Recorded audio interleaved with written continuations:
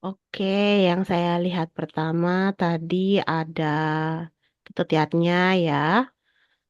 Oke, kemudian ada Sofia.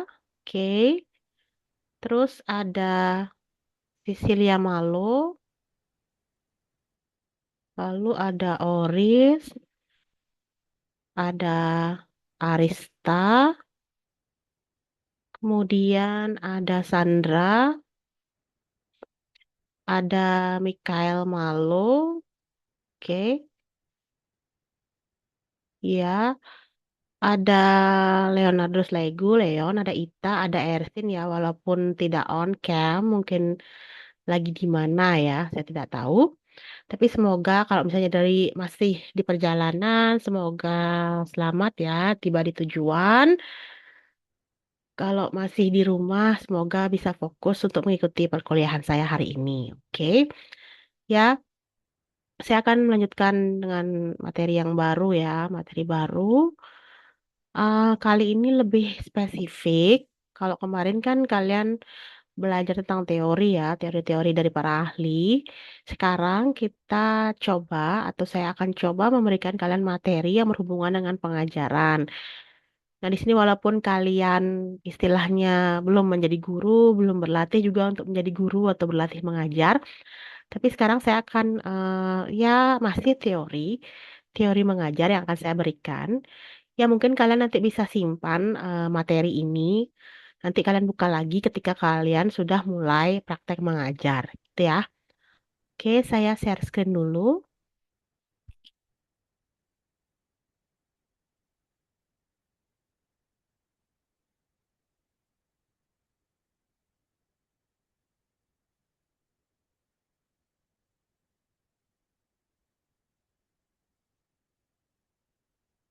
Oke, bagaimana? Apakah terlihat di layar kalian? Terlihat, Miss. Oke, iya. Sebenarnya saya ingin bukan hanya saya yang mempresentasikan atau memberikan penjelasan tentang materi. Saya ingin kalian memberikan penjelasan seperti presentasi. Tapi saya rasa saya lihat juga mata kuliah lain sudah mulai presentasi ya. Jadinya saya skip aja dulu mungkin semester depan. Tapi untuk semester ini cukup saya saja dulu karena ini kan konsep dasar yang sebagai pondasi kalian. Ya, ketika kalian ingin melanjutkan ke eh, istilahnya ke jenjang berikutnya, ke tahapan berikutnya, atau ke mata kuliah berikutnya. Nanti kan bakal akan ada mata kuliah yang berhubungan dengan pendidikan lainnya. Pastinya nanti kalian eh, lebih praktek, lebih ya ke praktisnya seperti itu. Jadinya semester 1 dan 2 itu kebanyakan masih teori. Ya, semoga sebenarnya sih kalau teori kadang membosankan ya, kadang ngantuk kalian mendengarkannya. Karena saya kan pernah menjadi mahasiswa. Saya juga pernah merasa seperti itu. Tapi sekarang dengan adanya rekaman video, mungkin ketika kalian sedang mood belajar, kalian bisa pelajari kembali seperti itu ya. Kan kadang-kadang kalian sebagai mahasiswa atau sebagai anak muda ya, biasanya kadang tidak fokus, mungkin ada masalah, entah masalah keluarga, masalah percintaan, dan masalah lainnya itu kan. Jadinya tidak fokus. Nah, maka dari itu, saya menyediakan rekaman video yang berguna ketika kalian mungkin sudah mulai ada motivasi belajar, sudah mulai semangat belajar, kalian bisa menonton kembali.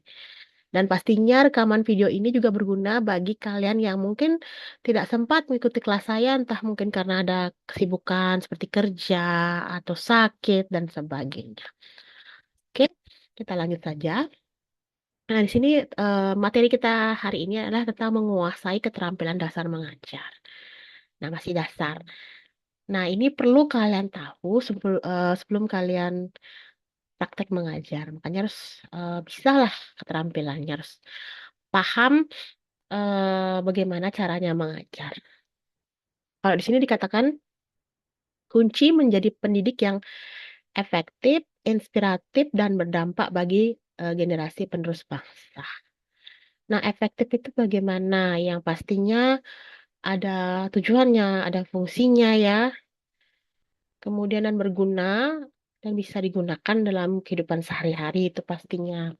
Tidak hanya sekedar teori. Kemudian inspiratif bisa menjadi inspirasi bagi yang mempelajarinya gitu, bagi siswa terutama.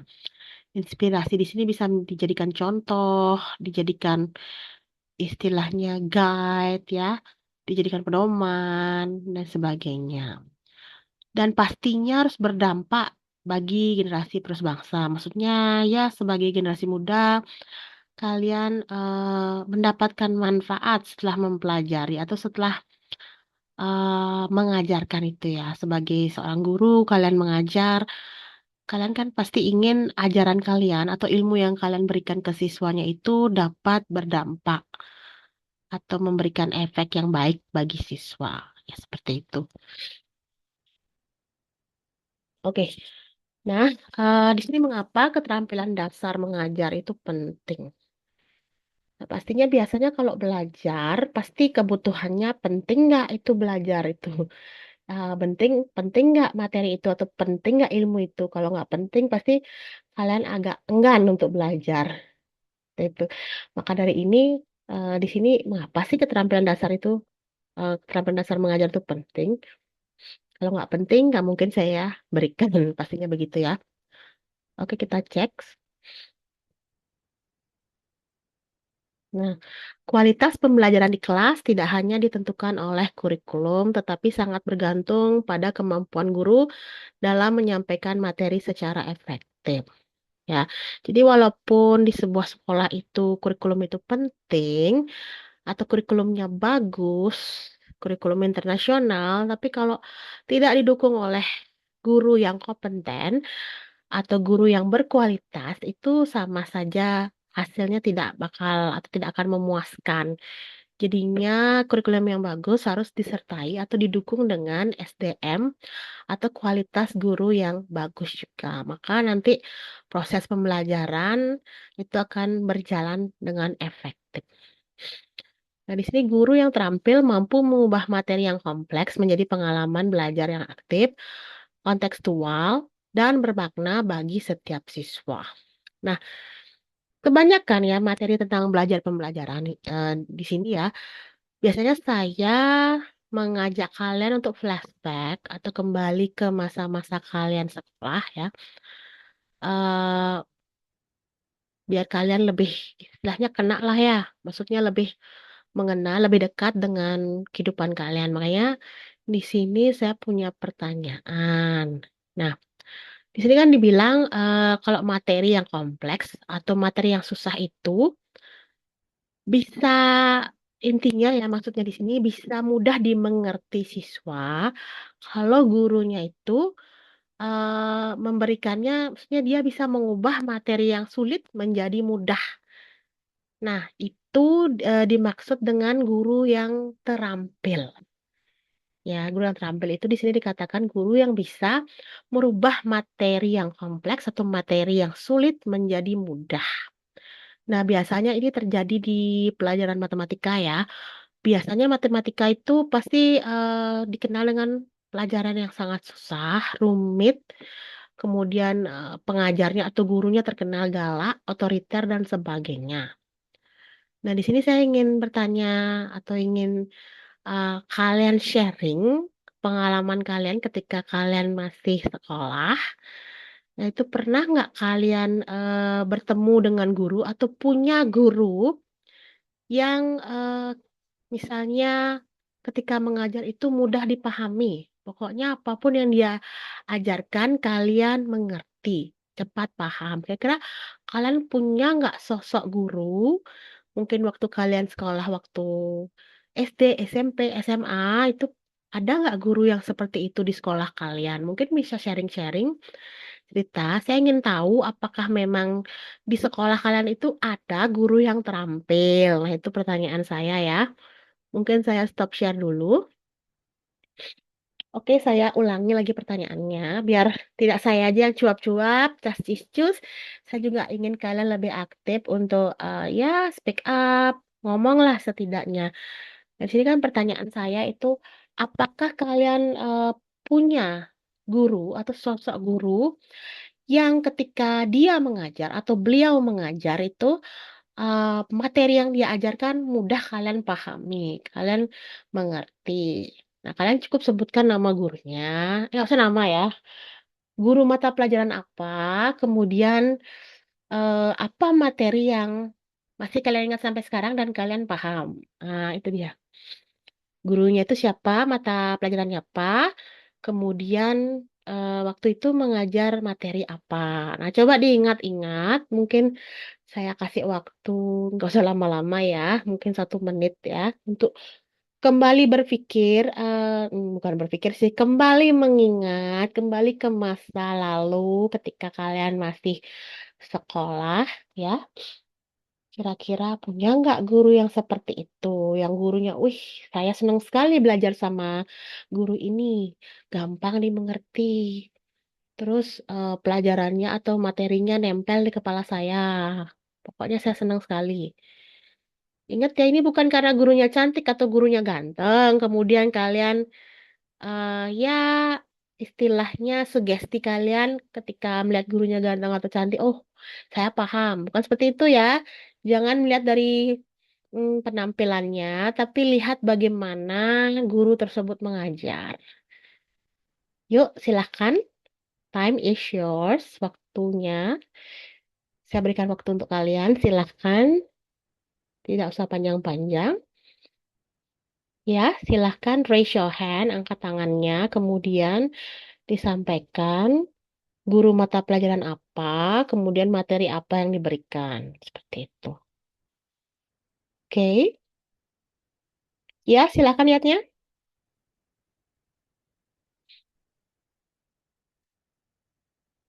Suaranya masih mute ya. Oh iya, Belum. Oke, ya. waktu zaman SMA tahun 2017, saya ada ketemu guru sejarah, dia dari Beleleng dia. Dan saya suka sama cara mengajar dia, jelas tentang sejarah gitu. Tapi sekarang dia katanya beritanya sekitar dua tahun lalu sudah meninggal katanya. Sangat disayangkan. Baik, turut berduka cita ya. Tapi istilahnya walaupun sudah tidak ada di dunia ini ya beliau ya, tapi masih diingat oleh yatnya. Nah, itu dia. Itu bagusnya materinya itu guru sejarah ya. Oke, Ya, bagus sekali ya guru sejarah.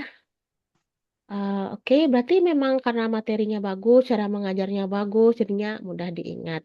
Dan sampai yatnya pun tetap mencari berita tentang beliau ya. Maksudnya mungkin nggak mencari, tapi tiba-tiba dapat info bahwa gurunya sudah meninggal dunia. Tapi walaupun seperti itu, tetap saja terkenang. Ya, walaupun tidak ada. Nah, itulah salah satu kenangannya, itu cara mengajarnya beliau. Oke, terima kasih yatnya. Silahkan yang lain, angkat tangannya, kemudian sampaikan ya.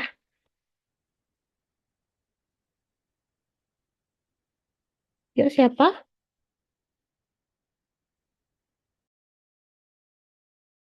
Silakan ya, masa tidak ada satupun guru yang... Oh ya, silakan. Siapa itu yang angkat tangan? Oke, Adelvina ya, silakan. Ya, Adelvina, saya lihat. Langsung ya. Setelah Adelvina ada Sofia. Adelvina dulu, baru Sofia. Oke, silakan Adelvina. Ya, Miss, terima kasih buat kesempatannya. Kalau dulu guru yang menjadi guru yang cepat kami pahami itu guru muatan lokal atau mata pelajaran muatan lokal atau yang disebut dengan biasa disebut juga dengan mulok, Miss. Jadi pada saat kami sebelum turun praktek, dia itu mengajarkan kami cara membuat cake dan itu baru materinya saja, Miss. Dia baru menjelaskan bahan apa yang digunakan dan cara pembuatannya seperti apa lewat materinya saja. Dan pada saat kami turun praktek itu kami langsung membuatnya karena beliau sebelumnya sudah mengajarkan kami bahan-bahan atau cara membuatnya itu seperti apa. Dan pada saat itu juga kami membuatnya berhasil, Miss.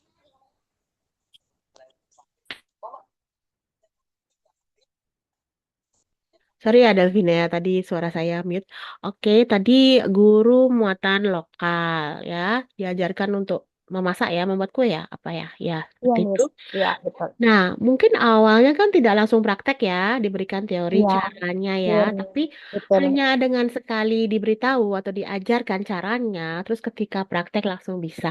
Berarti dia bagus cara menyampaikannya. Berarti guru itu punya Iya, Miss. keterampilan ya, juga punya istilahnya dia bisa membujuk para siswanya untuk tertarik membuat kue tersebut. Sehingga kalau sudah tertarik, otomatis waktu praktek itu jadi antusias dan lebih semangat untuk membuatnya. Oke, karena bagus cara menyampaikannya, pasti nempel di kepala siswanya, kemudian langsung bisa dieksekusi ininya masakannya atau kuenya. Oke, thank you Adelvina. Selanjutnya tadi ada Sofia yang angkat tangan. Silahkan langsung saja ya, Sofia ya. Kasih atas waktunya, Miss. Saya mau cerita tentang guru saya di waktu SMP dengan SMA. Jadi, guru yang saya sukai di waktu SMP itu ya guru yang membawa jurusan IPA. Jadi, bagus sekali cara mengajarnya, Miss. Cepat dimengerti dan cepat, apa namanya, cara mengajarnya itu sangat bagus gitu. Dan guru yang di SMA itu, guru yang membawa jurusan biologi. Oke, Sofia masih ingat apa materi yang beliau ajarkan yang masih Sofia ingat sampai sekarang? Mat- Mata pelajaran yang diingatkan tentang reproduksi, tentang fungsi-fungsi kayak fungsi mata, fungsi telinga, gitu Miss, semuanya Oke, tentang ya. Berguna nggak sampai sekarang ilmunya? berguna Miss. Oke, berarti kalau berguna, itu berarti gurunya itu sudah memberikan materi yang efektif. Oke, thank you Sofia. Nah, itu tadi sudah sedikit terbuka ya, sudah real contohnya, tidak hanya saya memberikan teori, tapi dicoba untuk disambungkan, dihubungkan dengan masa lalu kalian ketika kalian sekolah, ya, dihubungkan melalui guru-guru yang pernah mengajar kalian dan bagaimana mereka mengajarkan, sehingga sampai sekarang masih diingat, oke? Ya, itu dia materinya efektif, kemudian gurunya itu istilahnya dia terampil mengajar. Nah, itu yang akan kalian pelajari hari ini. Oke. Saya lanjutkan ya, saya share screen lagi. Oke, itu dia. Nah, di sini ada beberapa alasan ya, seperti kualitas pembelajaran. Di sini cara guru menyampaikan materi menentukan seberapa siswa atau seberapa dalam siswa memahami konsep. Tadi sudah dijelaskan ya oleh Adelvina bahwa dari cara menyampaikannya, siswanya itu lebih paham cara memasak kuenya ya hanya dengan penjelasan saja. Belum praktek itu tapi sudah bisa. Setelah praktek tidak usah lagi menjelaskan kembali karena sudah paham sebelumnya. Oke, seperti itu. Kemudian pengalaman belajar aktif. Guru efektif menciptakan suasana belajar yang melibatkan siswa secara langsung dan kontekstual, ya. Secara langsung mungkin sebelumnya teori, kemudian langsung secara langsungnya dengan cara praktek. Dan pastinya kontekstual. Kontekstual itu sesuai konteks atau sesuai dengan real life atau sesuai dengan kehidupan nyata mereka gitu ya. Kemudian di sini ada minat dan prestasi. Keterampilan mengajar yang baik meningkatkan motivasi belajar dan pencapaian akademis siswa. Jadinya kalau gurunya sudah terampil mengajarkan, otomatis siswa itu berminat, sudah ada minatnya, kemudian akan muncul prestasi-prestasi dari siswa tersebut. Gitu ya. Oke. Sebenarnya materi hari ini tidak banyak, hanya 10 slide ya. Oke, tapi saya coba nanti lebih banyak pertanyaan ya. Tapi semoga muncul pertanyaan karena kan kadang-kadang suatu teori itu agak sulit juga untuk menghubungkan ke kehidupan nyata ya. Jadi saya juga sebagai pengajar harus punya keterampilan bagaimana mencoba memaksa nggak sih memaksa mencoba menghubungkan materi ini dengan kehidupan kalian itu termasuk lumayan juga ya. Apalagi kita kan gap umurnya jauh ya. Jadinya saya itu istilahnya saya harus up to date up to date dengan isu-isu terkini, yang viral-viral seperti itu. Jadinya saya bisa dekat dengan kalian. Dekat dalam artian saya bisa membuka pikiran kalian, kemudian bisa mengajak kalian sharing, gitu ya. Oke, nah di sini ada komponen kunci keterampilan dasar mengajar. Ya, keterampilan dasar mengajar mencakup 4 pilar utama yang saling melengkapi dan mendukung terciptanya proses belajar yang berkualitas. Oke, nah ada pilarnya. Yang pertama, walaupun di sini tidak berbentuk pilar atau tiang, tapi di sini sudah isi, anggaplah ini pilar atau tiangnya ya. Yang pertama ada perencanaan pembelajaran. Nah, sebagai guru yang baik atau guru yang kompeten atau guru yang efektif, pastinya guru itu sebelum mengajar harus merencanakan atau membuat perencanaan pembelajaran. Seperti merancang materi, tujuan, strategi pengajaran yang sistematis dan terukur. Jangan amburadul atau acak-acakan. Nanti kalau sesuatu yang acak-acakan, hasilnya juga pasti acak-acakan. Pikiran siswa juga acak-acakan dan bingung, tidak paham. Ini gurunya menjelaskan apa ya? Kok saya nggak paham seperti itu. Jadi jangan pernah seorang guru menyalahkan kalau nilai siswanya rendah.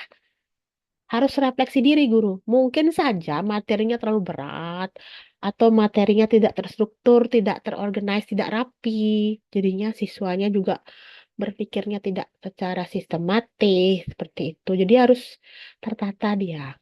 Misalnya dari yang gampang dulu, yang umum diajarkan, kemudian makin lama makin spesifik atau dari yang gampang kemudian meningkat menjadi yang sulit. Levelnya dinaikkan perlahan-perlahan seperti itu. Misalnya juga kalau misalnya ada 7 materi, tidak perlu memaksakan misalnya 1 semester harus 7 materi itu selesai, tidak ya. Seperti kurikulum saat ini, kurikulum Merdeka itu tidak memaksakan guru untuk menyelesaikan seluruh materi. Yang utama adalah siswa itu paham. Jadinya kalaupun sampai cuma bisa menyelesaikan 5, yang terpenting adalah siswa itu paham materi itu, terus nilainya juga bagus. Jangan memaksakan untuk ya menyelesaikan semua materi tanpa mempertimbangkan atau memikirkan nilai siswa atau siswa itu paham nggak seperti itu, paham dengan materinya. Oke. Nah, di sini ini adalah pilar atau hal yang sangat sulit sebagai seorang pengajar atau guru. Ini bagaimana mengelola kelas ya, atau pengelolaan kelas. Seperti menciptakan lingkungan belajar yang kondusif, tertib, dan nyaman bagi semua siswa. Itu juga sulit, itu harus ada keterampilannya. Bagaimana caranya misalnya mengajar kelas yang besar yang satu kelas itu berisi ya 40, ada kok masih ya sampai saat ini satu kelas itu isi 40 siswa. Nah, bagaimana caranya menghandle atau mengatur kelas itu?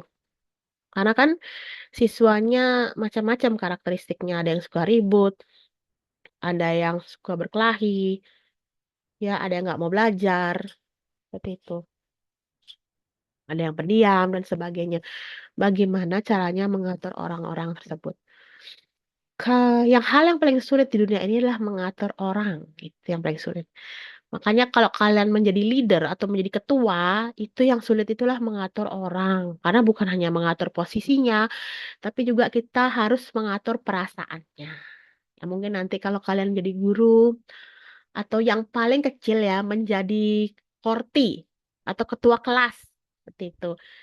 Itu gimana cara yang mengatur? Nah, ini saya juga punya pertanyaan. Di sini ada nggak yang pernah jadi ketua kelas di sekolah dulu? Ada yang pernah jadi ketua kelas kira-kira? Ada, Miss. Ada Elvina jadi ketua kelas? Ya, Iya, Miss. Dari kelas 10 sampai kelas 12. oke. Punya cerita nggak? Apa hal yang tersulit saat kamu menjadi ketua kelas? Eh, Kesadaran teman-teman dalam menjaga kebersihan dalam kelas, Miss. Itu kesulitannya. Bagaimana caranya? Maunya ada beberapa teman yang kayak setiap hari itu mau untuk membersihkan kelas, terus ada juga yang kayak bermalas-malasan untuk membersihkannya gitu, Miss. Oke. Kira-kira bisa nggak mereka berubah? Maksudnya mereka jadi mau bersih-bersih kayak gitu. Mau, Miss, ketika kami sudah mau naik kelas 11, itu kan kami ya berpikirnya udah kayak lebih dewasa gitu. Jadi kami kayak udah, oh ini kayaknya harus bersih deh setiap hari gitu. Jadi kami punya kesadaran sendiri tanpa harus disuruh gitu. Oke, oke ya. Memang benar ya. Sepertinya tidak bisa seseorang itu merubah orang lain ya. Harus dengan kesadaran sendiri. Thank you ya, Delvina. Nah, itu dia. Ya, Miss. Oke. Ya, itu pengalaman menjadi ketua kelas. Itu salah satu, istilahnya ketua kelas itu sebagai asisten guru. Dia yang ikut mengelola atau ikut membantu guru dalam mengelola kelas. Ya. Kemudian komunikasi yang efektif. Bagaimana guru menyampaikan materi dengan jelas. Kemudian membangun interaksi positif antara guru dan siswa. Misalnya bisa berinteraksi, bisa ngobrol, istilahnya dekat dengan siswanya, tidak ada jarak.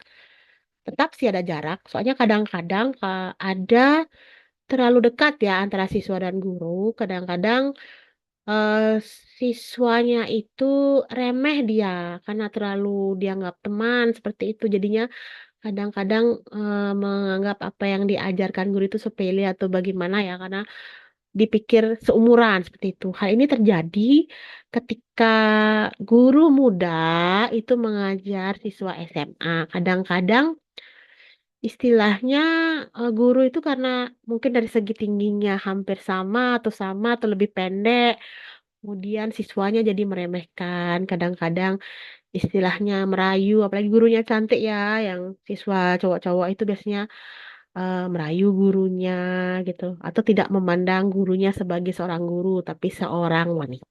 Seperti itu ya. Kadang komunikasi itu ya harus tetap terjalin dekat, tapi ada jaraknya gimana ya bilang ya. Ya tetap diatur lah. Nah, kemudian ada penilaian dan umpan balik. Di sini maksudnya mengevaluasi pemahaman siswa secara berkelanjutan dan memberikan masukan yang konstruktif. Nah, misalnya setelah selesai mengajar, pasti ada evaluasi, ada tes. Kemudian selain tes ada juga seperti evaluasi diri, kayak reflection. Apakah siswanya itu sudah paham atau belum, di bagian mana yang sulit. Itu bisa di-sharing-sharing. Ya, kalau misalnya ketika mengecek tugas siswanya itu gurunya memberikan masukan. Masukannya itu jangan sampai membuat siswanya down. Karena kalau sudah down, siswanya itu jadi enggan atau tidak mau lagi mengerjakan tugas. Karena merasa, oh saya sudah susah-susah mengerjakan tugas, tapi kok dibikin down atau dibilang jelek lah, dibilang tulisan kayak tulisan anak SD, pemikiran kayak anak SD seperti itu ya. Jadinya istilahnya buat masukan walaupun masukannya sebenarnya agak sedikit sensitif buat lebih istilahnya lebih sederhana gitu ya. Jangan terlalu kaku. Jadinya siswa itu dapat menerima masukan. Kadang kan ada orang yang tidak mau menerima masukan. Seperti itu. Oke. Nah, di sini kita mulai ya. Keterampilan apa saja yang mesti dimiliki oleh guru. Nah, yang pertama ada keterampilan membuka pelajaran. Membuka pelajaran adalah perbuatan guru untuk menciptakan suasana siap mental siswa dan menimbulkan perhatian penuh sejak awal pembelajaran dimulai. Momen membuka menentukan arah semangat belajar sepanjang sesi. Nah, di sini membuka, bukan hanya jendela yang dibuka, tapi pembelajaran juga harus dibuka. Nah, ini ada teknik efektif membuka pelajaran. Yang pertama, kalau istilahnya di bahasa Inggris ya, membuka pelajaran itu bisa dengan cara brainstorming. Nah, ini juga salah satu namanya brainstorming dalam bahasa Inggris. Nah, apa saja sih? Yang pertama, pertanyaan memancing. Ajukan pertanyaan yang menarik, yang menghubungkan pengalaman siswa dengan materi guru. Nah, di sini saya tidak hanya waktu membuka pelajaran ya atau mata kuliah, tapi saya juga di pertengahan juga kadang-kadang saya suka memancing pertanyaan. Ya, saya bukan memancing ikan, tapi memancing pertanyaan. Dan pastinya ya lumayan sih walaupun hanya beberapa yang terpancing, tapi bukan terpancing emosi ya, tapi mau sharing-sharing, mau cerita, mau menjawab. Oke. Kemudian ada kutipan inspiratif. Gunakan kutipan tokoh atau kisah pendek yang relevan membangkitkan rasa ingin tahu. Nah, di sini kalau saya sih jarang sih pakai kutipan ya.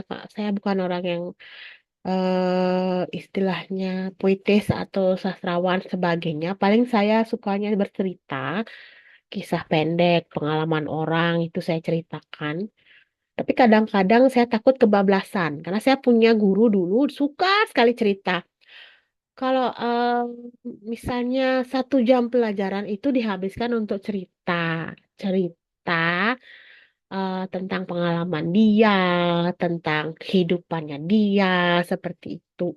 Kalian punya nggak guru semacam itu yang 1 pelajaran dia ceritanya tentang dia? Ada nggak punya? Tapi saya tidak ingin bergosip ya. Saya rasa saya nggak bertanya ke kalian. Pastinya ada, gitu ya. Kalau misalnya kita cerita sekarang habis waktu kita. Jadi saya tidak bertanya. Oke, Nah, seperti itu. Selanjutnya tekniknya ada apersepsi. Hubungan materi baru dengan pengetahuan siswa yang telah dimiliki sebelumnya. Jadinya sebelum membuka materi baru, ini guru itu coba menghubungkan materi baru itu ke materi yang siswanya sudah punya sebelumnya. Ya, coba menghubung-hubungkan, walaupun kadang nggak nyambung, tapi guru itu berusaha. Ya, biar tidak langsung tiba-tiba shock siswanya. Hari ini materi ini. Kemudian kan baru dia melek, istilahnya misalnya jam pertama, jam berapa ya? Mungkin jam 7 atau 7.30 itu mulai pelajarannya. Siswa itu biasanya eh kan masih pagi, masih ngantuk, kemungkinan kemarinnya begadang, terus tiba-tiba dikasih langsung materi tanpa ada basa-basi lah istilahnya. Pasti kan agak shock terapi dia gitu kan. Mau tidak mau melek walaupun meleknya terpaksa atau melotot dia seperti itu. Ya, itu tekniknya. Yang jelas membuka itu ada caranya.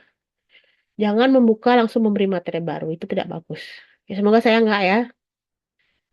Oke, selanjutnya di sini ada, nah ini yang paling krusial. Bagaimana menjelaskan materi dengan baik dan benar. Nah, perlu keterampilannya. Istilahnya materi itu harus tersampaikan dengan jelas. Kalau di sini kemampuan menjelaskan adalah inti dari proses pengajaran ya, intinya. Makanya saya bilang tadi krusial.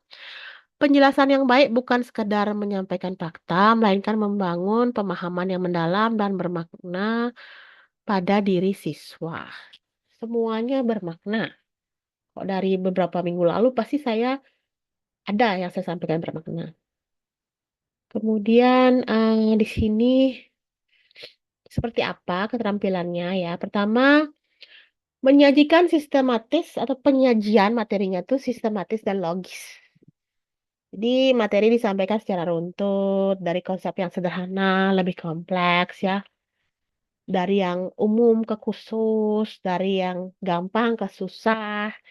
Jadinya siswa sehingga siswa dapat mengikuti alur berpikir dengan mudah. Dia punya alur berpikir, nggak seperti benang kusut pemikirannya. Saya harap sih kepala kalian tidak seperti benang kusut. Seandainya masih seperti benang kusut, mungkin bisa pelan-pelan dirapikan ya, digulung-gulung itu benangnya sehingga tidak kusut lagi.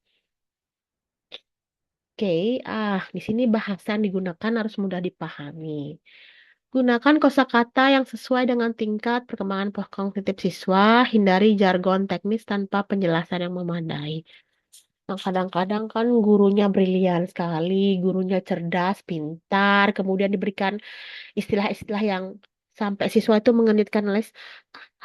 Ya itu ya. Jangan-jangan kalian nggak tahu jargon. Ada yang tahu jargon? Ada nggak tahu jargon? Jargon? Ada yang tahu gak jargon itu apa? Coba cari jargon itu apa. Kalau saya tahu jargon, karena itu sebenarnya kosakata atau kata yang ada pada zaman saya. Saya kan generasi milenial, jadi saya tahu jargon. Apa istilahnya jargon? Ya, kalau jargon zaman sekarang seperti POV, itu jargon namanya ya. Pokoknya istilah. apa ya istilah keren zaman sekarang ya, pokoknya yang apa istilahnya, yang viral, kata-kata yang viral digunakan. Misalnya kalau sekarang sih istilahnya dia nggak kata-kata dipakai, misalnya begini-begini gitu kan, kayak begini-begini itu, kemudian six seven dan sebagainya, apa ya istilahnya anak sekarang ya, saya kurang tahu juga. Nah, itu namanya jargon. Pokoknya istilah unik yang lagi tren atau yang lagi viral itu dia jargon. Nah, sekarang kan karena kita generasinya berbeda, saya tidak bisa menggunakan jargon di masa saya ketika saya mengajar kalian. Nanti kalian tidak paham. Jadi saya guru yang baik itu seperti saya sampaikan tadi harus up to date. Harus tahu apa sih yang lagi tren saat ini, apa sih yang lagi disenangi gitu ya. Istilahnya viral saat ini. Kata-katanya apa? Kalau dulu ya tahun lalu itu ada anomali, kalau kalian tahu ya, entah dari mana itu saya tahu karena anak saya eh, banyak dia tahu istilah anomali dan sebagainya. Nah, istilah anomali itu sebenarnya sudah dari dulu, tapi sekarang muncul dengan variasi yang lebih banyak. Oke, itu jargon. Kemudian contoh konkret dan visual. Jadi, kalau memberi penjelasan, hendaklah didukung dengan contoh nyata atau diberikan contoh nyata, analogi, gambar, media visual yang memperkuat pemahaman konsep yang abstrak. Jadi sebenarnya harus banyak contoh. Di soal ujian saya juga, saya sering bertanya atau berikan pertanyaan tentang contoh, alasan contoh, kemudian istilahnya kasus itu ya, terus contoh-contoh di kehidupan kalian bagaimana itu ya. Saya tidak mau yang atau kalian menjelaskan contoh yang tidak dekat dengan kalian, jauh dari kalian itu susah. Kemudian keterampilan selanjutnya adalah keterampilan mengelola kelas. Tadi sih sudah ada sih dijelaskan ya. Nah, di sini menjaga fokus dan disiplin. Bagaimana sih menjaga siswa tetap fokus dan disiplin? Sebenarnya ya, memberikan materi itu tidak bisa lama-lama seperti hari ini. Ya, hari ini termasuk lama. Saya memberikan materi paling 1 jam atau 1 jam kurang. Sebaiknya sih 20 menit aja cukup menjelaskan. Karena kalau sudah lewat 20 menit itu sudah blank. Tapi saya harap kalian masih bisa. Mungkin kalau yang lagi di rumah, mungkin kalau suka ngopi, buat kopi dulu. Atau mungkin yang suka minum es kopi sebelum kuliah, beli es kopi dulu. Bisa nyeruput kopi sambil kuliah, bisa. Ya, saya tidak kaku ya. Misalnya tidak boleh makan, tidak boleh minum selama perkuliahan saya, tidak. Yang penting bagaimana kalian bisa fokus mendengarkan materi yang saya berikan itu ya. Itu dia keterampilan mengelola kelas. Nah, di sini apa saja keterampilannya? Seperti aturan kelas harus jelas, harus konsisten gurunya. Jangan sampai istilahnya guru itu melanggar aturan yang dia buat. Ya, kalau gurunya melanggar, otomatis siswa juga ikut melanggar. Ah, gurunya aja tidak ingat dia katanya mau memberikan nilai plus, totonya enggak gitu kan. Itu dia istilahnya aturan itu tidak hanya harus eh, istilahnya bukan hanya siswa yang harus mengikuti peraturan, tapi guru juga.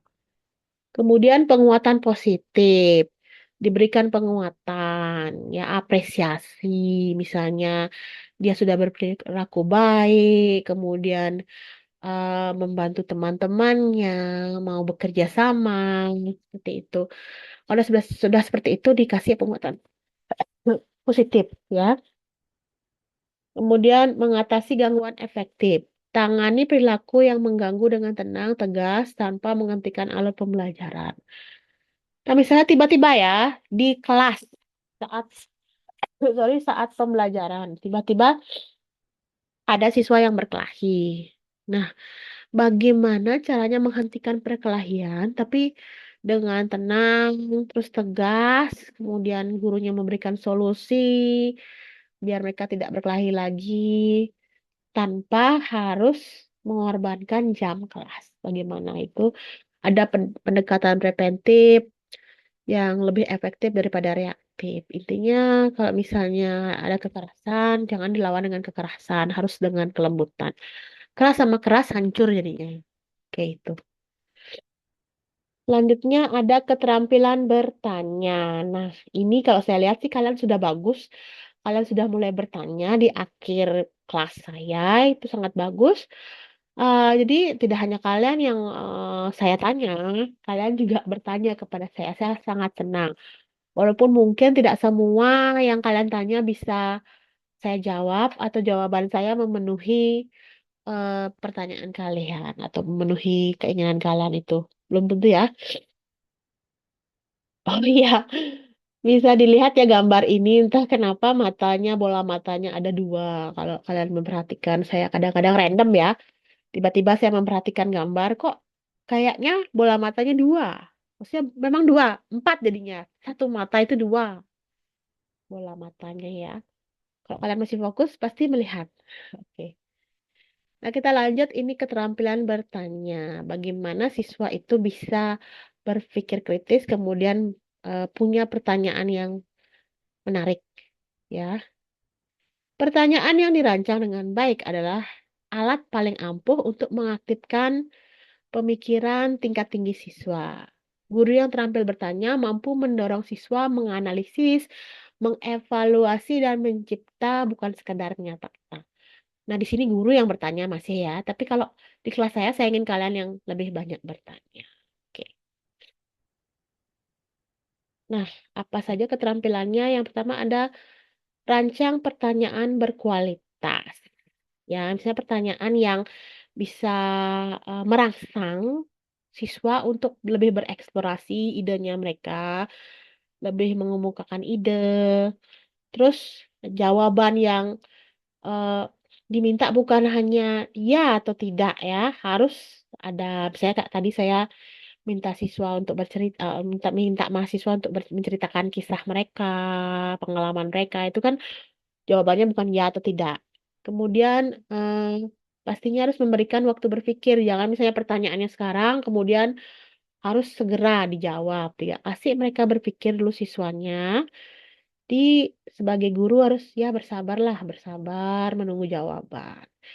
Kemudian libatkan seluruh siswa. Nah, di sini juga agak sulit. Seperti di kelas saya ini ya, hanya beberapa orang dan itu saja yang menjawab, bertanya. Saya sih ingin lebih merata semua mahasiswa di kelas saya aktif bertanya, menjawab, dan sebagainya. Oke, lanjut. Nah, di sini selanjutnya keterampilan memberikan penguatan. Apresiasi motivasi seperti gambar di sebelah ya. Misalnya bilang menunjukkan seperti ini jempol, good job, well done, tepuk tangan seperti itu.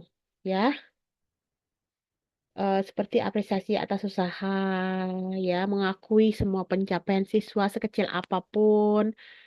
Itu di sini fokus pada proses bukan hanya hasil akhir. Jadi prosesnya lihat walaupun endingnya atau hasilnya kurang memuaskan, tapi setidaknya dia sudah berusaha. Kemudian seperti kalian ya, misalnya kalian ketika mengerjakan tugas, walaupun belum sesuai ekspektasi saya, belum sesuai keinginan saya, tapi setidaknya sudah berusaha. Kemudian ada umpan balik spesifik. Berikan komentar yang spesifik, konstruktif. Bukan sekedar bagus, kurang, tapi ada penjelasannya. Kenapa bisa bagus, kenapa bisa kurang, ya. Terus bagaimana, jangan hanya berkomentar, tapi tidak memberikan solusi, harus diberikan solusi. Bagaimana cara mengatasinya, ya. Kemudian membangun rasa percaya diri. Nah, di sini juga agak sulit. Bagaimana cara membangun percaya diri, ya, karena itu kan seperti tadi disampaikan, harus ada kesadaran dari diri sendiri dulu.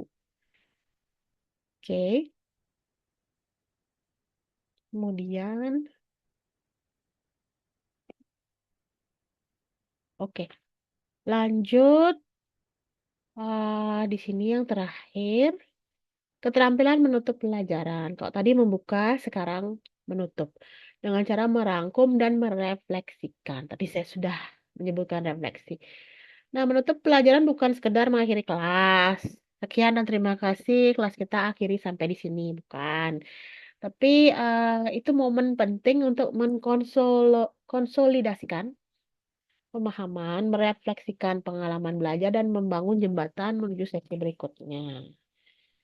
Ya, eh, untuk menuju ke materi selanjutnya, mungkin materinya minggu depan, itu harus diberikan jembatan atau jalan, biar mudah kalian menghubungkan di kemudian hari. Tuh. Nah, di sini, nah, rangkum poin penting. Kalau di kelas saya menutup dengan cara memberikan kesimpulan ya, atau kalian mengemukakan kesimpulannya. Itu, itu tujuannya biar memperkuat ya dengan kesimpulan itu poin-poin yang penting di materi saya itu bisa kembali atau tertanam kuat di ingatan siswa terutama tingkatan jangka panjang. Kemudian ada refleksi pembelajaran. Berikan ruang bagi siswa untuk merefleksikan apa yang telah mereka pelajari, hal yang menarik, dan pertanyaan yang masih tersisa. Ini juga sudah kalian lakukan saat saat saya sudah selesai menjelaskan materi. Kalian sudah mencoba merefleksikan, kemudian hubungkan ke konteks nyata. Ini pun sudah dikaitkan dengan kehidupan sehari-hari siswa. Oke, itu juga. Oke, menjadi pendidik yang efektif ada latihan dan refleksi yang berhenti. Jadi, eh, oke, semoga jelas ya internet saya tidak stabil tadi. Oke, jadi tidak berhenti sampai saat ini aja, tapi guru efektif adalah mereka yang berkomitmen untuk terus tumbuh, belajar, dan memperbaiki diri setiap hari. Jadi sebagai seorang guru itu tidak berhenti belajar, walaupun mereka bukan siswa, mereka seorang guru, tapi juga mereka mempelajari, belajar terus. Yang dipelajari itu adalah cara menghadapi siswa, bagaimana menghandle siswa, karena kan tiap tahun mereka mendapatkan siswa yang baru dengan karakteristik yang pastinya berbeda. Tidak mungkin terus mendapatkan siswa yang sama. Oke, nah, di sini eh, sebagai pendidik itu harus berlatih juga secara rutin, ya. Harus berlatih keterampilan mengajar. Apalagi sekarang itu selalu ilmu itu bertambah, ilmu itu berkembang, ada yang baru terus. Jadi harus belajar. Kemudian evaluasi diri, harus refleksi diri. Apakah tadi saya sudah mengajar dengan baik? Apakah siswa itu sudah mengerti atau paham yang saya ajarkan? Itu. Nah, di sini terus belajar maksudnya guru itu belajarnya biasanya pelatihan, seminar, workshop dan sebagainya. Makanya kadang-kadang kan dosen kalian atau guru kalian kadang tidak bisa mengajar karena ada seminar, ada workshop seperti itu. Ya, kalian paham ya. Tapi sebenarnya untuk melatih diri itu harusnya atau pelatihan itu diadakan ketika liburan semester ya, jadinya tidak terganggu proses pembelajaran. Oke. Nah, di sini guru yang hebat bukan terlahir sempurna, melainkan tidak pernah berhenti belajar dan bertumbuh bersama siswanya. Jadi sangat bagus bertumbuh bersama siswanya. Jangan hanya siswanya yang bertumbuh atau berkembang, tapi gurunya juga.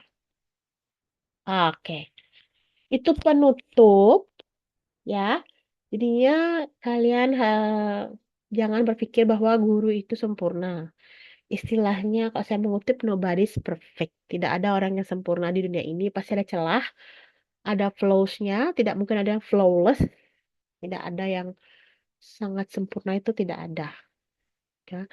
Intinya antara guru dan siswa, jangan pernah berhenti belajar. Mari kita berkembang bersama atau bertumbuh bersama menjadi sosok atau orang yang lebih baik lagi. Itu ya penutup dari saya. Sekarang seperti biasa saya ingin penutup dari kalian. Boleh apa saja, boleh kalian memberikan kesimpulan, kemudian kalian berkomentar, memberi pertanyaan, dan sebagainya. Atau menyampaikan ada hal yang menarik yang tadi saya sampaikan, atau kalian tertarik dengan contoh yang teman-teman kalian berikan tadi atau ceritakan tadi, silahkan. Oke. Kita sudah jam 7 lebih 2. Oke. Saya beri waktu lagi ya 10 menit lah nggak apa-apa. Oke. Silakan. Saya ingin yang selain yang tadi ya, selain Yatnya, selain Sofia, selain Adelvina. Kenapa? Karena tadi sudah beberapa kali. Oke, saya ingin membuka, tapi saya tidak menutup kemungkinan kalau misalnya masih mau yang tadi seperti Adelvina, Yatnya, dan juga Sofia yang lain mau kalau mau lagi boleh. Oke. Karena kan sudah terekam di video ini, jadinya saya sudah bisa menilai kalian. Oke. Ayo silahkan. Siapa yang mau memulai? Cepet ya, waktunya terbatas. Setelah ini saya ada mengajar lagi. Cuacanya buruk ya, cepat sekali pilek seperti itu, batuk. Jadinya ya seperti itu. Cuaca juga di sini hujan tadi. Ya, ayo siapa? Don't take too long. We have a limited time. So just say only one sentence. Hanya menyebutkan satu kalimat saja itu mudah. Kalau bertanya boleh.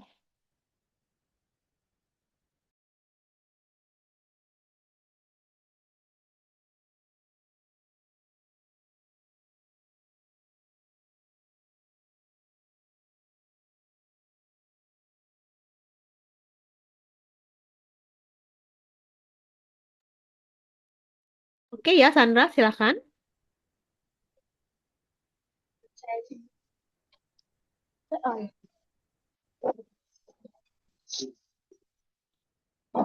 Yang dapat saya simpulkan dari penjelasan Miss tentang pendidik, yaitu menguasai keterampilan dasar mengajar, kunci yang baik untuk calon pendidik efektif dan berdampak bagi bangsa. Keterampilan dasar mengajar penting. Guru yang terampil mampu mengubah materi yang kompleks menjadi pengalaman belajar yang aktif, kontekstual, dan bermakna bagi setiap siswa. Di sini saya mau bertanya, Miss.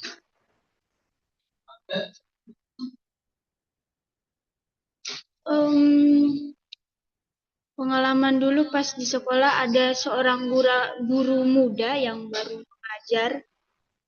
Cara mengajarnya juga bagus, bisa di ini. Tapi yang bikin jadi masalah tuh kayak siswa kurang memberi rasa fokus atau lebih nggak tertarik sama materinya. Padahal gurunya juga bagus cara ininya. Lebih kayak diremehkan karena masih muda begitu. Itu gimana cara kita mengatasinya? Oke, maksudnya mungkin kan guru muda. Seandainya Sandra jadi guru muda ya. Kalau misalnya seperti itu diremehkan, walaupun misalnya Sandra bisa lah mengajar, ya, terampil mengajar, tapi karena umurnya hampir sama dengan siswa, maksudnya jaraknya paling 2-3 tahun ya. Terus bagaimana caranya tidak diremehkan? Nah, pasti sebagai seorang guru tidak boleh lemas, ya, tidak boleh lemas, harus tegas. Tegas di sini bukan galak, ya. Kalau galak, nanti istilahnya sementara aja dia siswanya nurut. Lama-lama istilahnya takut. Jangan sampai galak ya. Kalau galak itu takut jadi siswanya. Kalau takut, materi yang akan diberikan itu tidak diingat. Yang diingat itu galaknya, marah-marahnya guru. Tuh. Bedakan antara tegas dan galak. Nah, di sini sebagai seorang guru hendaknya tegas. Tegasnya di situ dengan cara memberikan aturan ya, aturan yang jelas ya. Ada rule-nya. Misalnya ketika memulai pelajaran atau perkenalan pertama, kamu sebagai seorang guru harus punya rule-nya. Oh, Miss di sini punya rule-nya loh. Kalau misalnya kalian melanggar aturan ini, nanti ada sanksi, ada hukuman untuk kalian. Seperti itu. Jadi sudah dari awal sudah dibuatkan pondasi, dibuatkan tembok, tapi temboknya jangan terlalu tinggi. Temboknya itu berupa aturan ya. Jadinya aturannya dibuat disesuaikan dengan kondisi siswa, karakter siswa seperti itu. Itu yang pertama. ya. Jadi istilahnya ketika kalian masuk pertama kali ke kelas itu istilahnya dari penampilannya ya, penampilannya harus setidaknya kalau cewek itu rapi ya, tidak terlalu mencolok, pakaiannya jangan ada roknya, bisa pakai rok jangan roknya pendek, pokoknya jangan memakai pakaian yang terlalu mencolok, mungkin warnanya neon, warnanya oranye neon kayak gitu enggak. Warnanya yang soft, tatanan rambutnya juga yang rapi, make up jangan terlalu tebal, jangan juga pucet itu ya. Itu juga jadinya penampilan awal itu sangat menentukan gitu. Misalnya kalau yang cowok ya, kalau cowok acak-acak rambutnya berantakan itu juga, ih bapaknya ini nggak mandi ya tadi ya gitu. Berpikirnya siswanya, kok bapaknya kucel ya, itu yang nggak rapi, nggak menarik gitu. Dari penampilan awalnya dilihat, gitu ya. Sama lagi satu, percaya diri. Nah, kadang-kadang guru itu kalah dengan siswa ketika tidak percaya diri. Tidak percaya diri bukan karena cantik atau ganteng, bukan. Maksudnya kadang-kadang merasa eh, kok siswanya lebih pintar ya daripada saya. Nah, itu jangan sampai ada seperti itu pemikiran. Kalian ketika ke kelas, kalian anggap diri kalian, oh saya paling bisa. Saya paling tahu materinya. Saya paling pintar. Ini guru ya. Saya tidak boleh kalah dengan siswa. Itu mindset di kepala kalian ketika masuk awal. Dan jangan sampai kalian dibikin down oleh siswa. Nah, soalnya kadang-kadang ada loh siswa yang membuli guru. Ada. Kalau kalian lihat berita-berita saat ini, misalnya dia gurunya duduk di depan, kemudian siswanya malah ada yang angkat kaki di meja, ada yang berdiri, ada yang goyang-goyang seperti itu. Nah, di situ mungkin dia kurang untuk menunjukkan personalnya ya, seperti kurang percaya diri, tidak tegas, cuek gurunya. Kadang ada loh, kayak istilahnya, saya pernah mengalami, saya pernah mengajar di SMA yang anak-anaknya nakal. Pernah suatu saat saya merasa down, saya diam di kelas, kelasnya ribut, ribut sekali kelasnya, saya hanya diam. Di situ saya tekanan batin saya. Oh, saya tidak bisa seperti ini. Saya tidak nggak bisa membiarkan saya atau saya tidak boleh membiarkan siswa itu mengobrak-abrik saya. Maksudnya istilahnya mengobrak-abrik perasaan saya dengan tidak nurut, ribut di kelas itu saya tidak bisa. Dan akhirnya saya coba ngomong dari hati ke hati, maunya apa siswanya, kenapa mereka ribut, apa ada penjelasan saya kurang berkenan di mereka, atau ada penjelasan saya kurang dipahami. Terus saya tanya kenapa sih mereka seperti ini, apa ada masalah di rumah. Dan akhirnya mereka mau sharing gitu loh. Ternyata bukan saya sebenarnya, tapi sekolahnya. Ternyata sekolahnya itu tidak mau memberikan fasilitas yang memadai untuk mereka. Mereka membayar lebih, tapi mereka tidak mendapatkan sepadan dengan apa yang mereka keluarkan.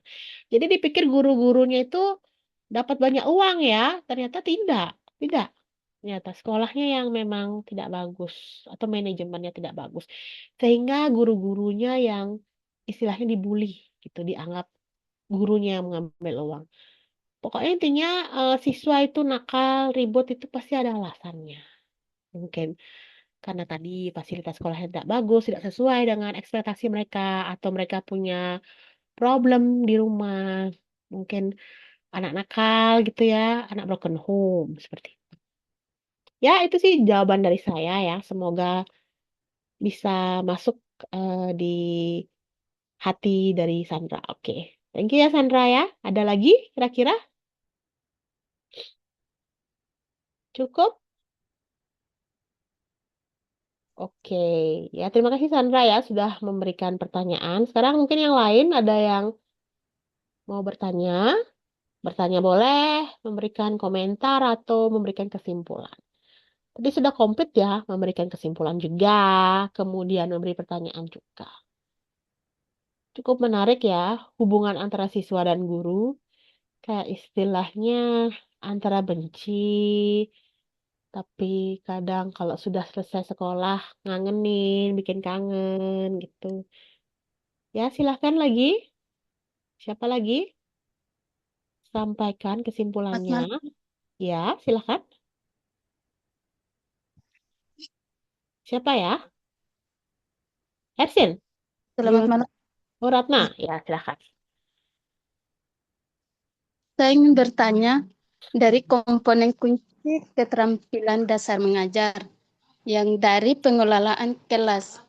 Nah, yang jadi pertanyaan saya, bagaimana cara guru menerapkan prinsip pengelolaan kelas agar tercipta suasana yang kondusif dan nyaman bagi semua siswa? Itu aja, Miss. Oke. Bagaimana biar kelasnya kondusif ya? Yang per- yang pertama, buat nyaman ya.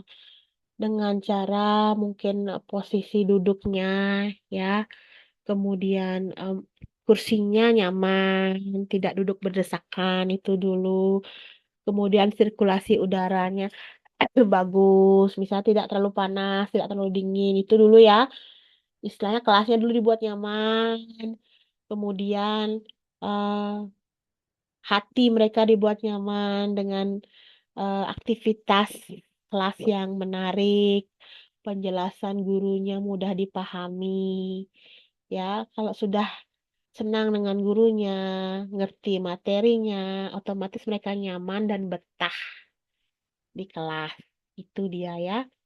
Kemudian misalnya ketika mungkin jamnya jam mau pulang pulang sekolah ya sekitar jam krusial itu sekitar jam 12 mau setengah satu ya biasanya di sini sih jam satu pulang itu jangan terlalu diberikan materi yang berat mungkin bisa disertai dengan game kah ya permainan kemudian bisa exercise misalnya disuruh berdiri siswanya kemudian disuruh meregangkan badannya ya atau bergerak-gerak sedikit seperti itu dia pengelolaan kelasnya bagaimana siswa itu intinya betah ya nyaman ya kemudian tidak ada perkelahian pertikaian permusuhan nah seperti itu tuh bisa mengelola kelas bagaimana juga misalnya ada yang suka ribut siswanya bagaimana kita mengontrol mereka dengan cara mendekat dulu mereka dengan mereka ya temui mereka atau dekati mereka langsung ke kursi mereka tanya kenapa sih ribut dan sebagainya ya, bisa tidak sebentar saja kan mau pulang sekolah ya, jamnya sudah hampir habis. Bisa nggak bertahan, saya jangan ribut dulu gitu ya di kelas sebentar gitu. Terus buat mereka saling menghargai. Ketika mereka sudah saling menghargai dengan sesama teman, otomatis mereka juga bisa menghargai gurunya.